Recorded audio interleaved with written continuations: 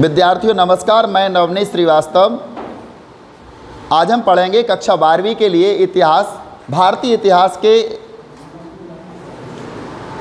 कुछ विषय भाग 3, संविधान का निर्माण एक नए युग की शुरुआत। इस अध्याय के अंतर्गत हम देखेंगे संविधान की दृष्टि।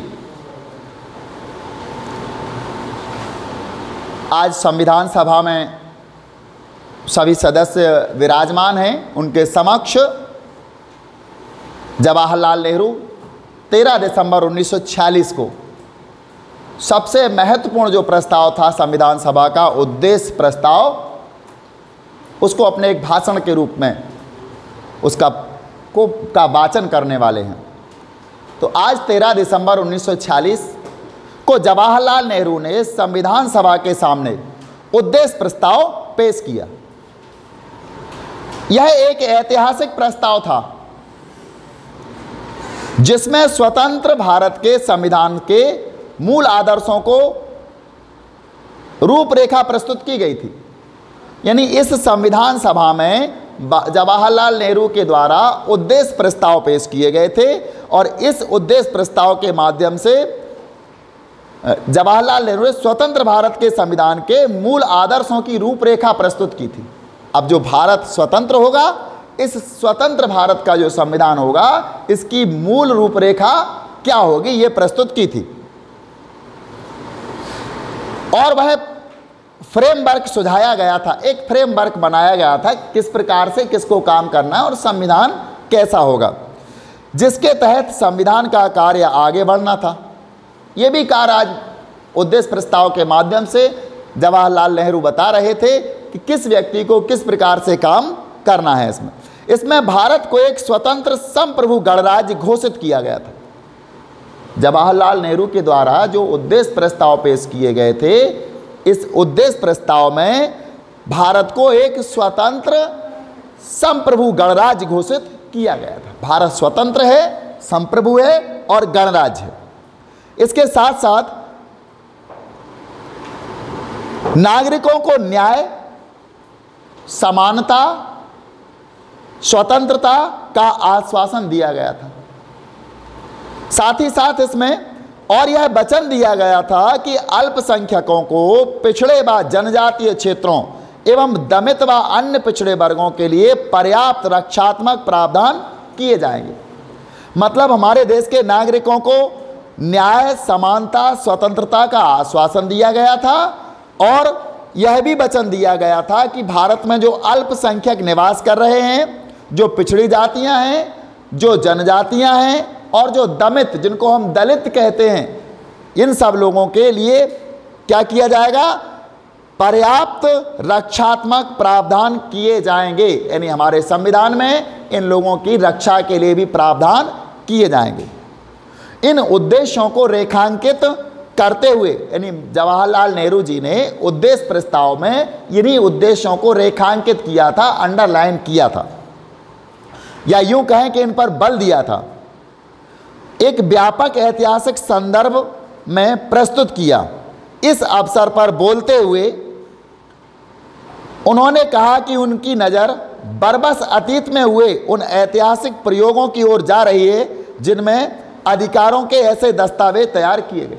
मतलब जवाहरलाल नेहरू ये कहने लगे थे कि हमारी नज़र उन ऐतिहासिक प्रयोगों की तरफ जा रही है जो पहले ही प्रयोग किए जा रहे हैं, या ऐसे जो अधिकार थे वो जो पहले इनका प्रयोग किया जा चुका है, उनकी ओर मेरी नज़र जा रही है। और यहाँ हम देखेंगे जवाहरलाल नेहरू के दिमाग में क्या आ गया था। यहाँ पर जवाहरलाल नेहरू जब उद्देश्य प्रस्ताव पढ़ रहे थे तो उनके भाषण का एक अंश लेते हैं हम, यहाँ एक स्रोत लेते हैं जो जवाहरलाल नेहरू ने कहा था। हम सिर्फ नकल करने वाले नहीं हैं। इस शीर्षक के अंतर्गत जवाहरलाल नेहरू ने संविधान सभा में एक भाषण दिया था और उस भाषण का मतलब था 13 दिसंबर 1946 को अपने प्रसिद्ध भाषण में जवाहरलाल नेहरू ने यह कहा था। जवाहरलाल नेहरू का भाषण सुनिए, क्या कहते हैं। मेरे जेहन में बार बार वे सारी संविधान सभाएं आ रही हैं। जेहन कहते दिमाग को, कहते हैं वो कि मेरे दिमाग में बार बार वे सारी संविधान सभाएं आ रही हैं जो पहले यह काम कर चुकी हैं। मतलब आज हम अपनी संविधान सभा में खड़े होकर के भाषण दे रहे हैं, उद्देश्य प्रस्ताव पढ़ रहे हैं, लेकिन इससे पहले मुझे वो संविधान सभाएं याद आ रही हैं जो इससे पहले ये काम कर चुकी हैं, संविधान बना चुकी हैं। मुझे उस महान अमेरिकी राष्ट्र के निर्माण की प्रक्रिया का ख्याल आ रहा है। जवाहरलाल नेहरू कहते हैं कि मुझको जो महान अमेरिकी राष्ट्र है उसके निर्माण का भी ख्याल आ रहा है, जहां राष्ट्र निर्माताओं ने एक ऐसा संविधान रच दिया जो इतने सारे सालों यानी 1.5 सदी से भी ज़्यादा समय तक काल की कसौटी पर खरा उतरा। मतलब जब अमेरिका का निर्माण हुआ था तो वहाँ के संविधान निर्माताओं ने एक ऐसा संविधान बनाया जो आज 1.5 सदी मतलब करीब 150 साल तक उस समय हो जाते हैं, तो 150 साल तक अपने उद्देश्यों पर खरा उतरा। 150 साल पहले बनाया गया संविधान था अमेरिका का, वो 150 साल तक उसमें कोई विकृति नहीं आई, तो मुझे उसका भी ख्याल आता है। आगे वो क्या कहते हैं, जवाहरलाल नेहरू जी आगे कहते हैं, उन्होंने एक महान राष्ट्र गढ़ा। किसने? अमेरिकी लोगों ने महान राष्ट्र गढ़ा जो उसी संविधान पर आधारित है। आज भी वो उसी संविधान पर आधारित है। इसके साथ ही मेरी नज़र उस महान क्रांति की ओर जाती है जो 150 साल पहले अन्य स्थान पर हुई थी। महात्मा जवाहरलाल नेहरू को एक अन्य क्रांति की याद आ जाती है जो 150 साल पहले यानी 150 साल पहले एक राष्ट्र में हुई थी, और वो क्रांति थी फ्रांसीसी क्रांति। फ्रांसीसी क्रांति जो थी उसके बारे में जवाहरलाल नेहरू को ख्याल आ जाता है आज भाषण देते समय। मुझे उस संविधान सभा का विचार आता है जो स्वतंत्रता के लिए इतने सारे संघर्ष लड़ने वाले पेरिस के भव्य एवं खूबसूरत शहर में जुटी थी। चूंकि पेरिस फ्रांस की राजधानी है और वहाँ 150 साल पहले भीड़ इकट्ठी होकर के क्रांति करने के बाद पेरिस में आकर के इकट्ठी हुई थी और उसने संविधान सभा का निर्माण किया था। उस संविधान सभा ने कितनी मुश्किलों का सामना किया था और किस तरह राज्य के तमाम अन्य अधिकारी उसके रास्ते में रोड़ा बन रहे थे। जो पेरिस में भीड़ इकट्ठी हो चुकी थी क्रांति करने के बाद 150 साल पहले, उस समय से 150 साल पहले यानी 1946 से 150 साल पहले की बात, उस समय उन संविधान सभा के निर्माताओं की जो भीड़ इकट्ठी हुई थी उसने कितना संघर्ष किया था। सारे अधिकारी उनके रास्ते में किस प्रकार से रोड़ा अटका रहे थे, किस प्रकार से रुकावटें पैदा कर रहे थे। आगे वो क्या कहते हैं,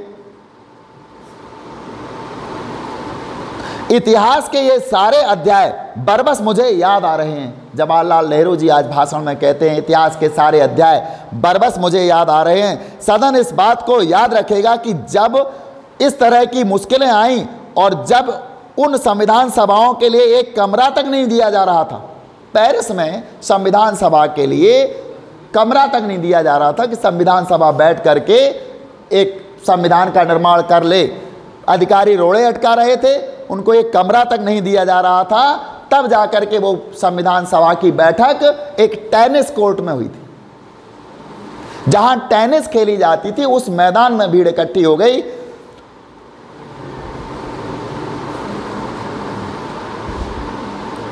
तो उन्होंने टेनिस के खुले मैदान में सभा की थी और एक शपथ ली थी जिसे टेनिस कोर्ट की शपथ के नाम से जाना जाता था। किस नाम से जाना जाता था? टेनिस कोर्ट की शपथ, इसी नाम से जाना जाता था। फ्रांस में जो क्रांति हुई थी उसके पश्चात जब वहाँ संविधान सभा का निर्माण किया जाना था तो संविधान सभा के निर्माण करने वालों को एक कमरा तक नहीं दिया गया था। तब जाकर के उन्होंने एक टेनिस के मैदान में संविधान सभा का निर्माण किया था और सब लोगों ने शपथ ली थी, इसलिए उसको टेनिस कोर्ट की शपथ कहा जाता है। आगे वो क्या कहते हैं, उन्होंने राजाओं व अन्य ताकतों की रुकावटों के बावजूद अपनी बैठकें जारी रखी और तब तक वहां से नहीं हिले जब तक उन्होंने अपना काम पूरा नहीं कर लिया। यानी टेनिस के मैदान में बैठे रहे, बहुत सारी रुकावटें, राजा के का विरोध झेला, सब कुछ किया, लेकिन वो तब तक उस मैदान से नहीं हटे थे जब तक कि उन्होंने अपना काम पूरा नहीं कर लिया। आज जवाहरलाल नेहरू का भी यही उद्देश्य था कि हम संविधान का निर्माण करेंगे, हम तब तक इस कार्य में लगे रहेंगे जब तक संविधान को नहीं बना लेंगे। मुझे विश्वास है कि हम भी उसी शुद्ध भावना से यहाँ इकट्ठा हुए हैं, और चाहे हमारी बैठक इस कक्ष में हो या कहीं और, चाहे खेतों में हो या बाजार में, हमारी बैठक तब तक जारी रहेगी जब तक हम अपना काम पूरा नहीं कर लेंगे।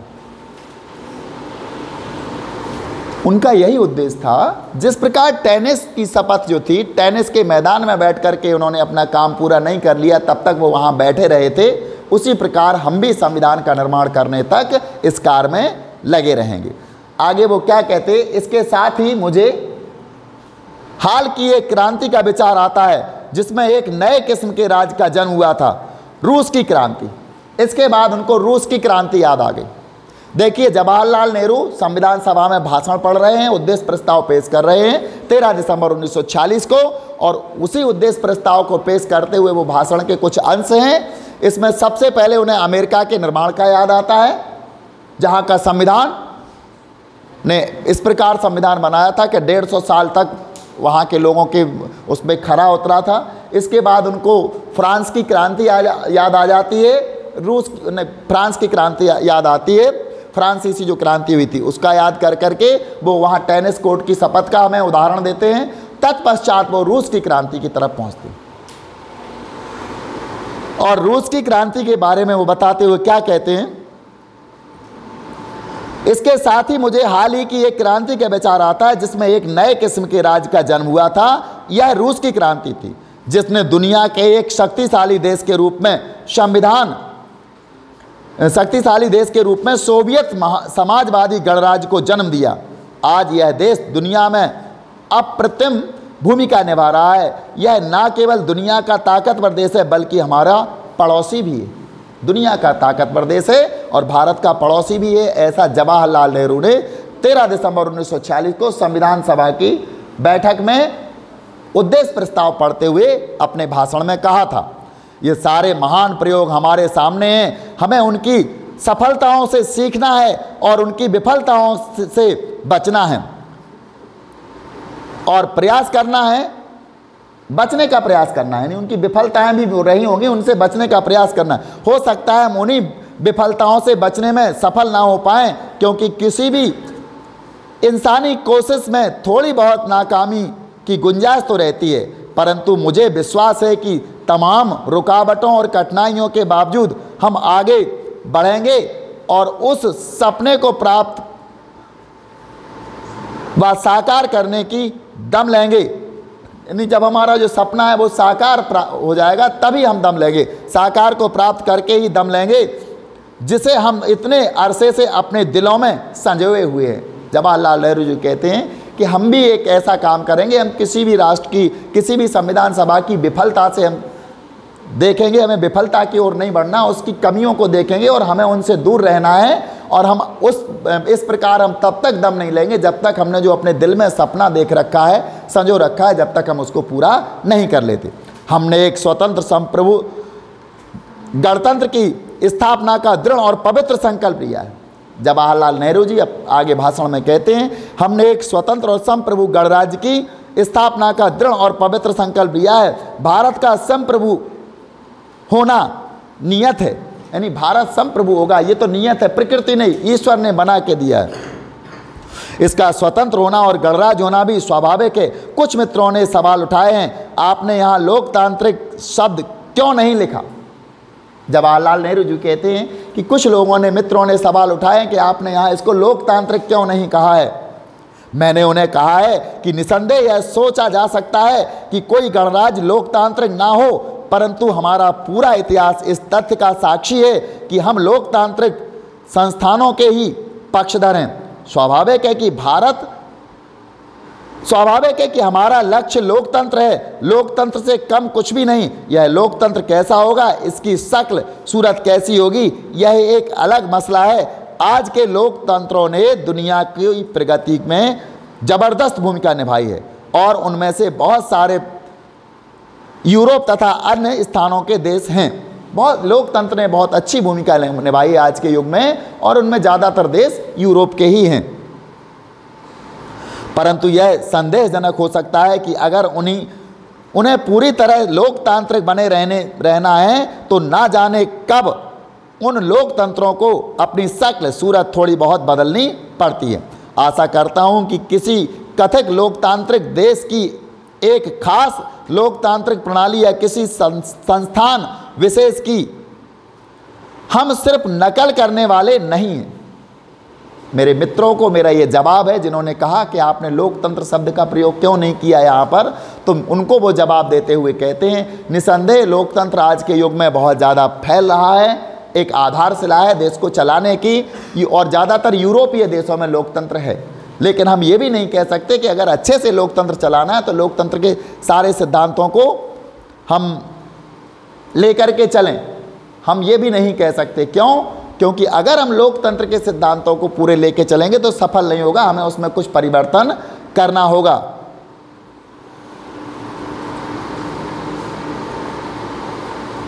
आगे वो क्या कहते हैं कि हम पूरी तरह से लोकतांत्रिक नहीं रह सकते हैं।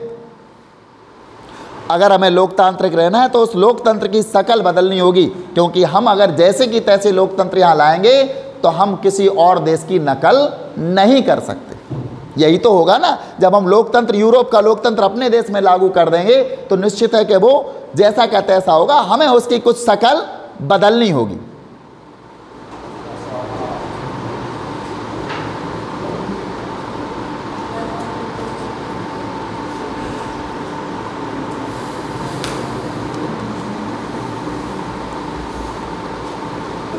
हो सकता है कि हम उससे बेहतर कुछ रच दें, यानी हमें यूरोप के देशों की नकल नहीं करना है, हमें उसमें कुछ परिवर्तन करना है। हो सकता है कि उससे भी कुछ हम बेहतर रच दें। बहरहाल किसी भी सूरत में हमें यहाँ जैसी चाहे सरकार बनाएं, वह हमारे लोगों के स्वभाव के अनुरूप और उनको स्वीकार्य जरूर होनी चाहिए। हम अपने देश में यदि सरकार बनाना चाहें तो ऐसी हो कि हमारे देश के लोगों को स्वीकार्य हो, जिसको वो स्वीकार कर सकें और उनके अनुरूप हो। हम लोकतंत्र के हक में हैं। यह इस सदन को तय करना है कि इस लोकतंत्र, पूर्णतम लोकतंत्र का रूप कैसा होगा, यानी इस लोकतंत्र का रूप कैसा होगा, यह सदन की जिम्मेवारी है। सदन इस बात को देख सकता है। यद्यपि इस प्रस्ताव में हमने लोकतांत्रिक शब्द का इस्तेमाल नहीं किया है, क्योंकि हमें लगा कि यह तो स्वाभाविक ही है कि गणराज्य शब्द में यह शब्द पहले ही निहित होता है, यानी ये गणराज्य जब शब्द होता है तो लोकतंत्र उसी में निहित होता है। इसलिए मैंने लोकतांत्रिक शब्द का यहां इस्तेमाल नहीं किया है। हमने लोकतंत्र की ही नहीं, आर्थिक लोकतंत्र की अंतर्वस्तु प्रस्तुत की है। यानी वो क्या कहते हैं, हमने शब्दों के उपयोग मात्र में कहीं ज़्यादा ध्यान दिया। हमने इस प्रस्ताव में लोकतंत्र की अंतर्वस्तु प्रस्तुत की है, बल्कि लोकतंत्र की ही नहीं, आर्थिक लोकतंत्र की अंतर्वस्तु प्रस्तुत की है। अन्य सदस्यों को इस बात पर आपत्ति हो सकती है कि इस प्रस्ताव में हमने भारत की एक समाजवादी राज्य बनाने का उल्लेख क्यों नहीं किया है। यहाँ मेरा केवल इतना ही कहना है कि समाजवाद का सार्थक हूँ, यानी वो कहना है कि मैं समाजवाद का समर्थक हूँ और मुझे आशा है कि एक दिन भारत भी समाजवाद के पक्ष में होगा और वही भारत एक समाजवादी राज्य की स्थापना के मार्ग पर चलेगा। और मुझे पूरा विश्वास है कि एक दिन पूरी दुनिया को इसी मार्ग पर चलना होगा। यहाँ जवाहरलाल नेहरू जी ने दो बातें प्रस्तुत की थी, दोनों बातें स्पष्ट कर दी, एक लोकतंत्र की, दूसरी समाजवाद की। लोकतंत्र यूरोप की विचारधारा थी और समाजवाद सोवियत संघ की विचारधारा थी। दोनों जगह की विचारधाराएं थी। तो यहाँ जवाहरलाल नेहरू ने पहले लोकतंत्र के बारे में कहा कि मैंने लोकतंत्र शब्द का प्रयोग नहीं किया है क्योंकि गणराज्य में ये शब्द स्वतः ही आ जाता है। दूसरा उन्होंने क्या कहा, लोकतंत्र, उन्होंने कहा मैंने समाजवाद का भी इस्तेमाल नहीं किया, चूंकि समाजवाद का मैं समर्थक हूं और आगे चल के भारत समाजवादी राष्ट्र बन जाए, ये सारी चीज़ें तय किसको करनी है? सदन को करनी। तो दोनों शब्दों से बचे जवाहरलाल नेहरू, और दोनों शब्दों का उल्लेख भी उन्होंने बड़े अपने चातुर्य से किया। नेहरू के भाषण, अगर हम पहले स्रोत की बात करें तो भाषण की सावधानी से पड़ताल की जानी चाहिए। इन्होंने जो भाषण पढ़ा उसकी सावधानी से अगर हम जांच करें तो उसमें क्या कहा जा रहा है, नेहरू के अतीत प्रेम से क्या पता चलता है? यानी नेहरू ने का अतीत प्रेम, नेहरू ने 3 देशों का उल्लेख किया था, अमेरिका का, फ्रांस का और रूस का। तो अतीत प्रेम से किस बात का पता चलता है? हमें इस बात का भी उत्तर ढूंढना है इसमें। संविधान की दृष्टि को निर्धारित करने वाले विचारों के उद्गम के बारे में वह क्या कह रहे हैं, यानी संविधान की जो दृष्टि है उसके विचारों के उद्गम के बारे में नेहरू जी ने क्या कहा, लोकतंत्र के बारे में क्या कहा और समाजवाद के बारे में क्या कहा। अतीत की ओर जाते हुए अमेरिकी और फ्रांसीसी क्रांति का हवाला देते हुए नेहरू भारत में संविधान निर्माण की इतिहास को मुक्ति व स्वतंत्रता के एक लंबे ऐतिहासिक संघर्ष का हिस्सा सिद्ध कर रहे हैं। वह भारतीय संघर्ष के ऐतिहासिक महत्व को अतीत के क्रांतिकारी क्षणों के समकक्ष बता रहे हैं। लेकिन नेहरू के कहने का आशय यह नहीं है कि उन घटनाओं को आज के लिए ब्लूप्रिंट मान लिया जाए। मतलब वो ये नहीं कहते कि जो फ्रांस की घटनाएं थीं, अमेरिका की घटनाएं थीं या रूस की घटनाएं थीं, ये कोई ब्लूप्रिंट हो, हम उसी के आधार पर काम करें, हमें नकल नहीं करना है। इसलिए नेहरू ने स्पष्ट उल्लेख किया अपने उद्देश्य प्रस्ताव में कि हम किसी देश की नकल नहीं करेंगे। ब्लूप्रिंट मान लिया जाए या कि उन क्रांतियों के विचारों को बिना सोचे विचारे भारत पर लागू किया जा सकता है। वह किसी खास तरह के लोकतंत्र को अपनाने का विरोध करते हैं और कहते हैं कि हमारे लोकतंत्र की रूपरेखा हमारे बीच होने वाली चर्चा से ही उभरेगी। मतलब वो ये नहीं कहते कि यूरोप से उठा करके किसी देश से लोकतंत्र हम अपने देश में रख दें, भारत में आकर के, ऐसा नहीं चाहते। वो कहते हमारे यहाँ का लोकतंत्र का रूप स्वरूप हमारे यहाँ की संविधान सभा अपने विचारों के आधार पर तय करेगी।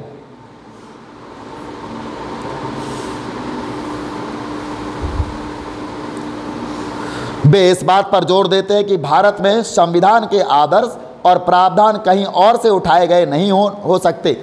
वो ये भी कहते हैं कि भारत में जो भी संविधान के प्रारूप और आदर्श उठाए हैं, जो प्रावधान उठाए हैं, वो किसी और जगह के ना हो। उन्होंने विश्वास व्यक्त किया कि हम सिर्फ नकल करने वाले नहीं हैं। उनके शब्दों में भारत में शासन की जो व्यवस्था स्थापित हो वह हमारे लोगों के स्वभाव के अनुरूप हो और उनको स्वीकार्य होने चाहिए।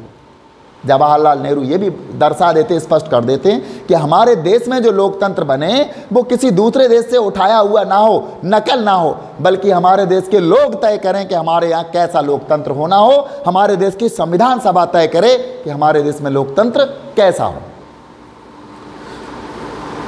उनके शब्दों में भारत में शासन की जो व्यवस्था स्थापित हो वह हमारे लोगों के स्वभाव के अनुरूप हो और उनको स्वीकार होनी चाहिए। पश्चिम से वहाँ की उपलब्धियों और विफलताओं से सबक लेना जरूरी तो है, लेकिन हमें याद रखना चाहिए कि पश्चिमी समाजों को भी अन्य स्थानों पर हुए प्रयोगों से बहुत कुछ सीखना पड़ता था और लोकतंत्र की अपनी अवधारणा बदलनी पड़ती थी। मतलब पश्चिमी समाज ने जो अपने यहाँ लोकतंत्र कायम किया, उन्होंने भी बहुत कुछ इधर उधर से सीखा है और अपनी अवधारणा को भी उन्होंने बदला है। भारतीय संविधान का उद्देश्य यह होगा कि लोकतंत्र के उदारवादी विचारों और आर्थिक न्याय के समाजवादी विचारों का एक दूसरे में समावेश किया जाए। भारत का तो लोकतंत्र ऐसा हो, यहाँ लोकतंत्र के उदारवादी विचार और समाजवादी विचार दोनों एक दूसरे से मेल खाएं, दोनों का समायोजन किया जाए, ऐसा लोकतंत्र भारत में हो। भारतीय संदर्भ में इन विचारों की रचनात्मक व्याख्या की जाए। नेहरू इस बात पर जोर देते रहे थे कि भारत के लिए क्या उचित है, इस बारे में हमें रचनात्मक ढंग से सोचना चाहिए। यहाँ आगे हम बढ़ेंगे, लोगों की इच्छा। लोगों की इच्छा। संविधान सभा के कम्युनिस्ट सदस्य सोमनाथ लाहिड़ी को संविधान सभा की चर्चाओं पर ब्रिटिश साम्राज्य का स्याह साया दिखाई देता था। स्याह का मतलब होता है काला, स्याह का मतलब क्या होता है? काला। संविधान सभा के कम्युनिस्ट सदस्य थे। कम्युनिस्ट मतलब कम्युनिस्ट विचारधारा के समर्थक सदस्य थे सोमनाथ लाहिड़ी जी। इनको संविधान सभा पर ब्रिटिश साम्राज्य का स्याह साया दिखाई देता था। उन्हें लगता था कि भारतीय जो संविधान है इस पर ब्रिटिश संविधान की छाया है। उन्होंने सदस्यों तथा आम भारतीयों से आग्रह किया कि वे साम्राज्यवादी शासन के प्रभाव से खुद को पूरी तरह आज़ाद रखें। सोमनाथ लाहिड़ी जी ने संविधान सभा में सभी सदस्यों से कहा था कि वो अपने आप को साम्राज्यवादी शासन के प्रभाव से आज़ाद रखें, साम्राज्यवादी प्रभाव का साया अपने ऊपर ना पड़ने दें। 1946-47 के जाड़ों में जब संविधान सभा में चर्चा चल रही थी तो अंग्रेज अभी भी भारत में ही थे। चूंकि अभी 1946-47 की बात है, इस समय संविधान सभा में चर्चा चल रही थी और भारत में अंग्रेज मौजूद थे। जवाहरलाल नेहरू के नेतृत्व में अंतरिम सरकार शासन तो चल रही थी, परंतु उसे सारा काम वायसराय तथा लंदन में बैठी ब्रिटिश सरकार की देखरेख में करना पड़ता था। यानी भारत में अंतरिम सरकार का गठन हो चुका था। अंतरिम सरकार को चलाने वाले जवाहरलाल नेहरू जी थे। सरकार तो चल रही थी, लेकिन उस सरकार का जो संचालन होता था वो भारत में जो वायसराय थे या फिर लंदन में बैठी ब्रिटिश सरकार की देखरेख में वो कार्य चल रहा था, अंतरिम सरकार का कार्य। लाहिड़ी ने अपने साथियों को समझाया कि संविधान सभा अंग्रेजों की बनाई हुई है और वह अंग्रेजों की योजना को साकार करने का काम कर रही है। यानी अशफाक लाहिड़ी ने, सोमनाथ लाहिड़ी ने सबको समझाया कि जो संविधान सभा है ये अंग्रेजों की द्वारा बनाई गई है और हम अंग्रेजों की जो योजना है उसी को साकार रूप देने का प्रयास कर रहे हैं। यहाँ एक तस्वीर दी गई है। इस तस्वीर में अंतरिम सरकार के सदस्य हैं। आप देखिए, अंतरिम सरकार के सदस्यों में प्रथम पंक्ति है, बाएं से हम दाएं की तरफ देखेंगे। सबसे पहले देखेंगे बलदेव सिंह, जो कि सिख हैं, यहाँ टाई लगाए हुए खड़े हुए हैं बलदेव सिंह। इनके ठीक बगल में जॉन मथाई सी, जो कि व्हाइट सूट पहने हुए हैं। इनके ठीक बगल में सी राजगोपालाचारी, आगे की पंक्ति में जो कि चश्मा लगाए हैं। इनके ठीक बगल में जवाहरलाल नेहरू, इसके बाद लियाकत अली खान, फिर वल्लभ भाई पटेल। लियाकत अली खान जो कि देख रहे हैं हम चश्मा लगाए हुए, और इनके बगल में वल्लभ भाई पटेल हैं। इसके बाद आई चुंद्रीगर हैं, फिर आसफ अली और CH भाभा है इसमें प्रथम पंक्ति में। अगर हम द्वितीय पंक्ति की बात करें तो अंतरिम सरकार के सदस्यों में द्वितीय पंक्ति में भी हम बाएं से दाएं देखेंगे। सबसे पहले देखेंगे आपको जगजीवन राम, जो कि हमारे जो राजगोपालाचारी इसके जस्ट पीछे खड़े हुए हैं। इसके बाद द्वितीय पंक्ति में गजनफ अली खान हैं, जो कि काले वस्त्रों में काली टोपी लगाए हुए हैं। इसके बाद खान, ये गजनफर अली खान थे। इसके बाद राजेंद्र प्रसाद जी हैं इनके बगल में, और फिर अब्दुल निस्तर। इस प्रकार दोनों पंक्तियों में संविधान सभा के भारतीय अंतरिम सरकार के सदस्य, जो इंटरनल गवर्नमेंट भारत में बना दी गई थी। भारत आज़ाद नहीं हुआ था, फिर भी भारत में अंतरिम सरकार का गठन कर दिया गया था, जो कि वायसराय की देखरेख में काम करती थी। उस समय हमारा देश आज़ाद नहीं हुआ था। ये समय उसके अंतरिम सरकार के सदस्य थे। कभी प्रश्न खड़ा होता है अंतरिम सरकार के सदस्यों के नाम बताइए, तो इसमें सचित्र, इस चित्र को आप देख लेना, चित्र आपको वीडियो में दिखाई दे जाएगा। यहाँ हम देखेंगे सोमनाथ लाहिड़ी के भाषण का कुछ अंश देखेंगे। बहुत अच्छा महोदय, साहसिक शब्द, उदात्त शब्द, साहसिक शब्द और उदात्त। चूंकि सोमनाथ लाहिड़ी जी को हमने आपको बताया था ये किस विचारधारा के थे। सोमनाथ लाहिड़ी थे कम्युनिस्ट विचारधारा के सदस्य थे, और इनकी विचारधारा भी कम्युनिस्ट थी। तो वो क्या कहते हैं, सोमनाथ लाहिड़ी ने कहा था, महोदय मैं पंडित नेहरू को इस बात के लिए मुबारकबाद देना चाहता हूं कि उन्होंने यह कहकर भारतीय जनता की भावना को इतने सटीक शब्दों में व्यक्त किया है कि भारत के लोग अंग्रेजों द्वारा थोपी गई किसी चीज को स्वीकार नहीं करेंगे। यानी यहाँ पर सोमनाथ लाहिड़ी जी जवाहरलाल नेहरू की इस बात की प्रशंसा करते हैं। जवाहरलाल नेहरू ने अपने भाषण में कहा था कि हम किसी की नकल नहीं करेंगे। इस बात की से सोमनाथ लाहिड़ी जी सहमत 'थे' और जवाहरलाल नेहरू की प्रशंसा करते हैं। 1946 में जब संविधान सभा में चर्चा चल रही थी तो अंतरिम सरकार के सदस्यों में द्वितीय पंक्ति में हम बाएं से दाएं देखेंगे। सबसे पहले देखेंगे बलदेव सिंह, जो कि काले वस्त्रों में काली टोपी लगाए हुए हैं। इसके बाद द्वितीय पंक्ति में गजनफ अली खान, जो कि काले वस्त्रों में काली टोपी लगाए हुए हैं। इसके बाद खान, ये गजनफ अली खान थे, जो कि उन्होंने कहा कि इस तरह की जबरदस्ती पर असंतोष व आपत्ति व्यक्त की जाएगी और अगर आवश्यकता हुई तो हम संघर्ष की घाटी में उतरेंगे। बहुत अच्छा महोदय, साहसिक शब्द, उदात्त शब्द, यानी जवाहरलाल नेहरू के यही शब्द कि हमारे ऊपर ब्रिटिश की या यूरोप के किसी भी देश की विचारधारा थोपी नहीं जाएगी। इन्हीं शब्दों के लिए सोमनाथ लाहिड़ी जी ने उनको प्रशंसा की जवाहरलाल नेहरू की और कहा था कौन से शब्द? साहसिक शब्द और उदात्त शब्द। साहसिक शब्द इसलिए कि अंतरिम सरकार थी और अंतरिम सरकार वायसराय की देखरेख में चल रही थी और ब्रिटिश शासन वहां से इन पर नजर बनाए हुए था। उसके बाद भी जवाहरलाल नेहरू ने वो बात कही जो ब्रिटिश के विरुद्ध थी, इसलिए साहसिक शब्द और उदात्त शब्द की इन्होंने संज्ञा दी है। परंतु देखना है कि इस चुनौती को आप कैसे और कब साकार करते हैं। सोमनाथ लाहिड़ी जी कहते हैं जवाहरलाल नेहरू से, महोदय मुझे यह देखना है कि आपने जो कहा है इस चीज को आप साकार कैसे करते हैं, क्योंकि कथनी करने में अंतर ना हो जाए। आप महोदय कह तो रहे हैं, अब हमें यह देखना है कि इस चुनौती को आप कैसे साकार रूप देते हैं। महोदय, मसला यह है कि यह जबरदस्ती इसी समय की जा रही है। न केवल ब्रिटिश योजना ने भावी संविधान बना दिया है जो अंग्रेजों की संतुष्टि पर आश्रित होगा, बल्कि इससे यह भी संकेत मिलता है कि मामूली से मामूली मतभेद के लिए भी आपको संघीय न्यायालय तक दौड़ना होगा और या वहां इंग्लैंड में जाकर नाचना पड़ेगा, या ब्रिटिश प्रधानमंत्री क्लीमेंट एटली या किसी और के दस्तावेज पर दस्तक देनी होगी। यानी इनके दरवाजे पर आपको दस्तक देनी होगी। किसके? ब्रिटिश प्रधानमंत्री क्लीमेंट एटली या किसी और के दरवाजे पर आपको दस्तक देनी होगी। मतलब यहां सोमनाथ लाहिड़ी जी साफ साफ शब्दों में जवाहरलाल नेहरू जी को आगाह कर रहे हैं। आपने कह तो दिया है महोदय कि हम उस व्यवस्था को तोपेंगे नहीं, लेकिन महोदय ये जो संविधान आप बना रहे हैं ये तो अंग्रेजों ने पहले ही बना दिया। इस पर मुझे ब्रिटिश साम्राज्यवाद की स्याह छाया दिखाई दे रही है, स्याह साया दिखाई दे रहा है, काली छाया दिखाई दे रही है मुझे ब्रिटिश संविधान की। और यह संविधान किस पर है? अंग्रेजों की संतुष्टि पर आश्रित होगा, बल्कि यह भी संकेत मिलता है कि मामूली से मामूली मतभेद के लिए अगर छोटा भी मतभेद होगा तो आपको ब्रिटेन जाना होगा, या तो संघीय न्यायालय के पास जाना होगा जो कि अंग्रेजों के अधीन है, या फिर आपको ब्रिटिश में एटली जो वहाँ के प्रधानमंत्री हैं उनके दरवाज़ा खटखटाना होगा छोटे से छोटे मतभेद के लिए। अशफाक लाहिड़ी जी, सोमनाथ लाहिड़ी जी का साफ साफ इनको दो टूक बात थी जवाहरलाल नेहरू के लिए।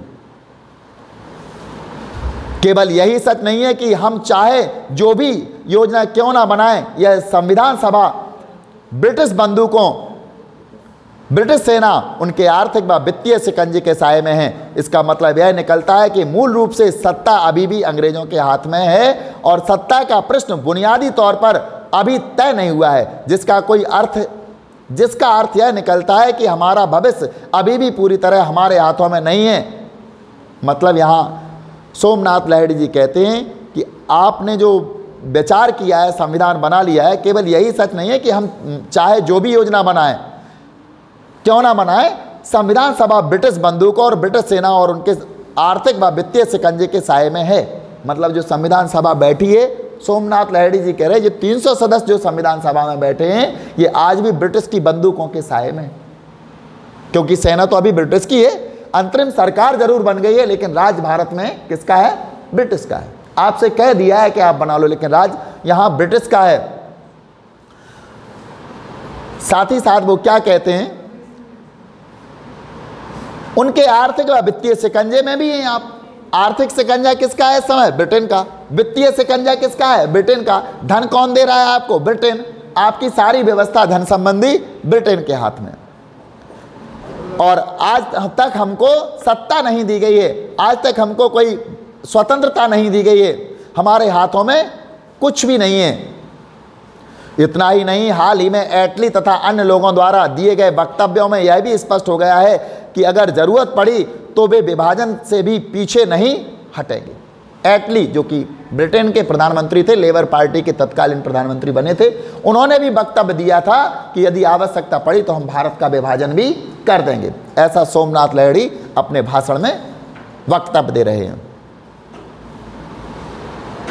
महोदय, इसका आशय है कि इस देश में कोई स्वतंत्रता नहीं है। जैसा कि अभी कुछ दिन पहले सरदार वल्लभ भाई पटेल ने कहा था, हमारे पास केवल आपस में लड़ने की स्वतंत्रता है, हमें बस इतनी ही स्वतंत्रता मिली है। इसलिए हमारा विनम्र सुझाव है कि यहाँ सवाल इस योजना की रूपरेखा के जरिए कुछ पा लेने का नहीं, बल्कि यहाँ और भी स्वतंत्रता की घोषणा करने और अंतरिम सरकार भारत की जनता से यह आह्वान करने का है कि वे आपस में लड़ने की बजाय अपने शत्रु को देखें, जिसके हाथ में अभी भी कोड़ा है। वे ब्रिटिश साम्राज्य को देखें और उससे मिलकर लड़ने के लिए आगे बढ़ें, और जब हम स्वतंत्र हो जाएंगे तब हम अपने दावों का हल ढूंढ सकते हैं। सोमनाथ लाहिड़ी जी कहते हैं कि आप अभी भी तैयार हो जाओ, ब्रिटिश शासन से लड़ो, पहले स्वतंत्र हो जाओ, उसके बाद हम सारे हल ढूंढ लेंगे।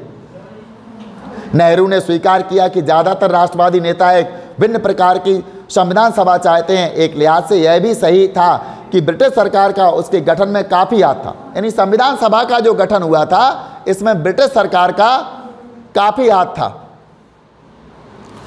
क्योंकि ब्रिटिश सरकार ने ही संविधान सभा का गठन किया था और उसने सभा के कामकाज पर कुछ शर्तें भी लगा दी थी। परंतु नेहरू ने कहा, आपको स्रोत को नज़रअंदाज नहीं करना चाहिए जहां से इस सभा को शक्ति मिल रही है। नेहरू ने यह भी कहा था, आज संविधान सभा को जो ताकत मिल रही है वो स्रोत कौन है? ब्रिटिश शासन। सरकारें सरकारी कागजों से नहीं बनती, सरकार जनता की इच्छा की अभिव्यक्ति होती है। इसको अंडरलाइन कर लो आप लोग।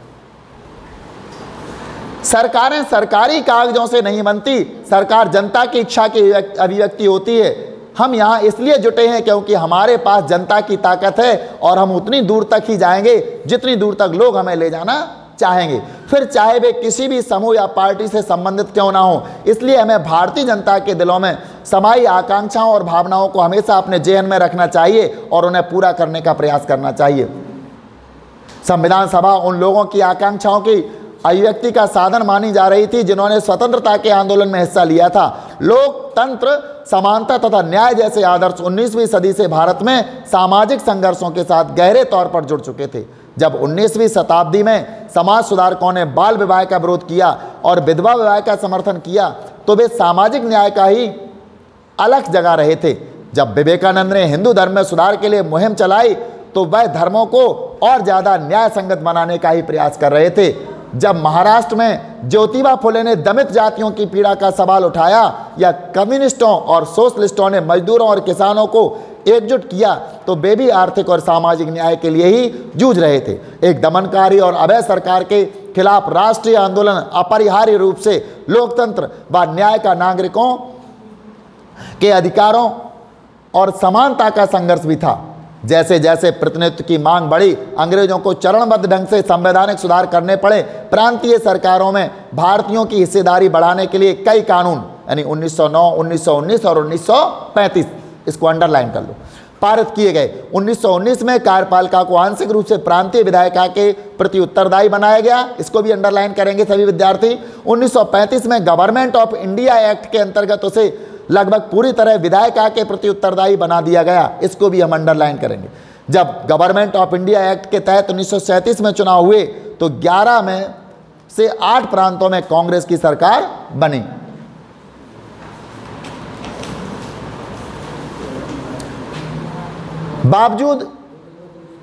इसके बावजूद हम पहले के संवैधानिक बदलाव तथा 1946 से अगले 3 साल के दौरान घटी घटनाओं को स्वाभाविक रूप से एक ही प्रक्रिया का हिस्सा नहीं मान सकते। यानी जो पहली 3 घटनाएं घटी या 1946 का जो 3 साल का दौरान जो संविधान सभा का निर्माण हुआ या जो भी, ये सारी चीज़ें एक जैसी नहीं थी।